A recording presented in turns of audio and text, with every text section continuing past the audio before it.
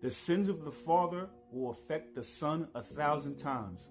The sins of the father will affect the son 1,000 times. Meaning that if you are a chosen one, you came from a place of pure truth and love. In the Matrix, attachment masquerades as love. Meaning that when you're dealing with people, especially in family, they talk about attachment more than love.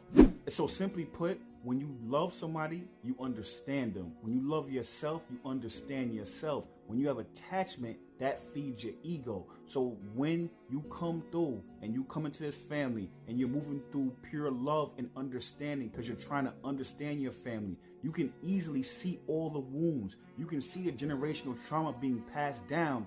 And because you love them, you want to understand it and you ask these questions. But those questions aggravate the attachment. They aggravate the people's ego. They aggravate egos, and they also go into shame. Ego hates shame. Ego hates dealing with the shadow, because once you deal with the shadow, the ego dissolves. By you wanting to ask these questions and to love and to understand, you're inadvertently healing generational trauma.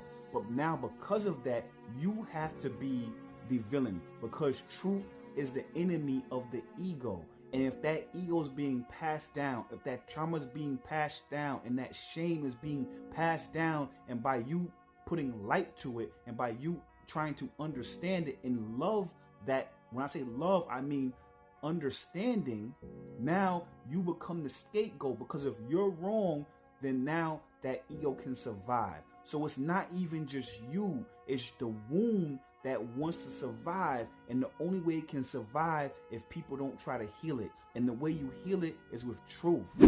Valerie, talk to him. That's the heart of it. Truth threatens the inheritance of illusion. The sins of the father aren't just actions, they're unhealed patterns. And every generation either repeats the story or rewrites it. The chosen one is the rewrite. When you walk into that lineage with clear sight, the family system reads you like an antibody.